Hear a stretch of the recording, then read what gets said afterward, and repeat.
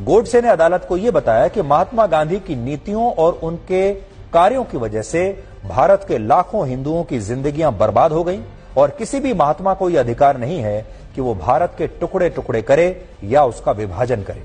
लेकिन गांधी जी ने ऐसा किया और इसीलिए गोडसे ने उनकी हत्या की।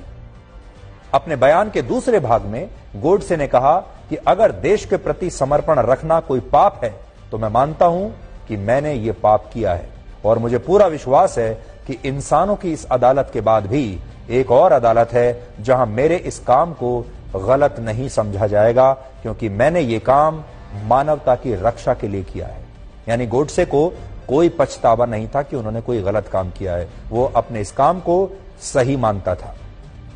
यहां एक बड़ी बात यह है कि अदालत में जब महात्मा गांधी की हत्या के मामले की सुनवाई शुरू हुई तब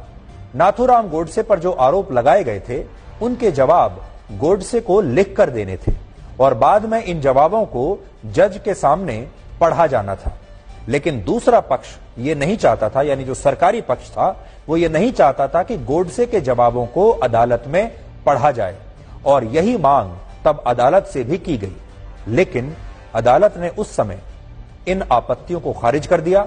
और इसके बाद गोडसे का यह जवाब अदालत में बाकायदा पढ़ा गया। और बड़ी बात यह है कि अगले दिन यही जवाब उस समय के सारे अखबारों के पहले पन्ने पर था, जिससे तत्कालीन प्रधानमंत्री जवाहरलाल नेहरू काफी चिंतित हो गए और काफी असहज हो गए।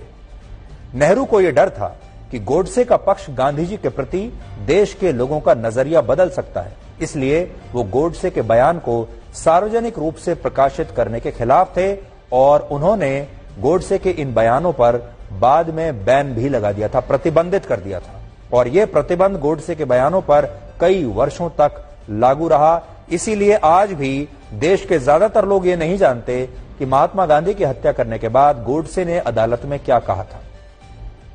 गोडसे ने महात्मा गांधी पर भारत का विभाजन करने और मुस्लिम तुष्टीकरण के गंभीर आरोप लगाए थे और इनका जिक्र अपने बयान के 3रे अध्याय में गोडसे ने किया है।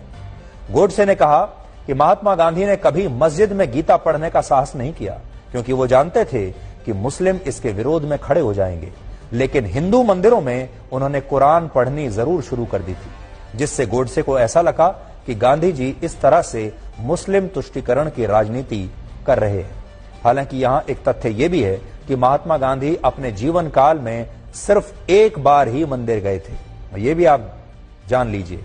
महात्मा गांधी अपने जीवन काल में एक बार मंदिर गए थे बस। और गोडसे का यह भी कहना था कि महात्मा गांधी हिंदू मुस्लिम एकता की बात करते थे, लेकिन उन्होंने हमेशा अंग्रेजों की बांटो और राज करो की नीति को ही आगे बढ़ाया और भारत को बांट दिया और उन्होंने भारत का विभाजन करने में ब्रिटिश सरकार की मदद की। गोडसे ने अपने जवाब में यह भी कहा कि महात्मा गांधी ने विभाजन के बाद भारत सरकार पर पाकिस्तान को उसके हिस्से के 55 करोड़ रुपए देने के लिए भी दबाव बनाया, लेकिन उन्होंने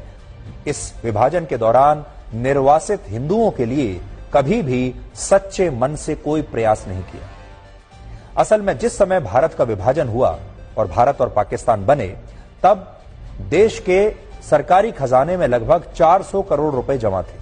और विभाजन के तहत यह तय हुआ कि इन 400 करोड़ रुपए के खजाने में से 75 करोड़ रुपए पाकिस्तान को दिए जाएंगे और इस समझौते के तहत भारत ने 20 करोड़ रुपए की पहली किश्त पाकिस्तान को आजादी के समय ही दे भी दी थी, क्योंकि आप जानते हैं कि जब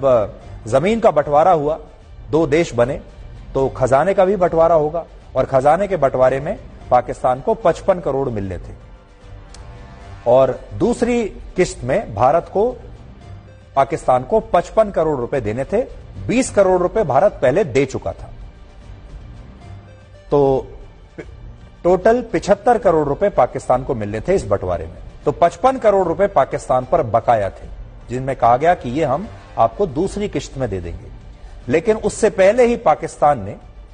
भारत की पीठ पर छुरा घोंपा और पाकिस्तान ने 22 अक्टूबर 1947 को कश्मीर पर हमला कर दिया और इसके बाद सरदार पटेल ने कहा कि अब जब पाकिस्तान ऐसा कर रहा है, जब तक पाकिस्तान कश्मीर की जिद नहीं छोड़ता तब तक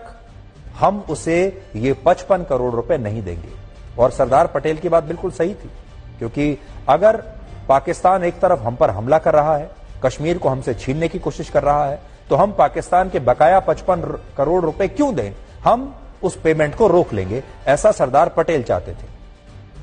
लेकिन महात्मा गांधी बीच में आ गए और महात्मा गांधी और नेहरू इस मुद्दे पर सरदार पटेल के खिलाफ हो गए और महात्मा गांधी ने तो यहां तक कह दिया कि वो किसी भी कीमत पर इस समझौते को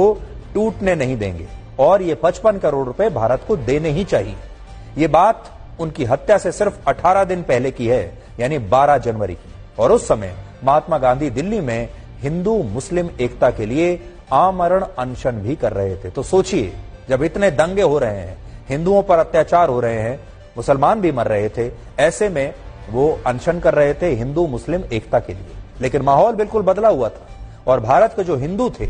वो उनसे बहुत नाराज थे। ऐसा माना जाता है कि इस अनशन के जरिए गांधी जी ने पाकिस्तान को 55 करोड़ रुपए देने के लिए सरकार पर बहुत दबाव बनाया और बाद में नेहरू और पटेल को महात्मा गांधी की ये बात माननी पड़ी और इससे गोडसे और उसके जैसे जो दूसरे हिंदू राष्ट्र के समर्थक लोग थे वो बहुत नाराज हो गए।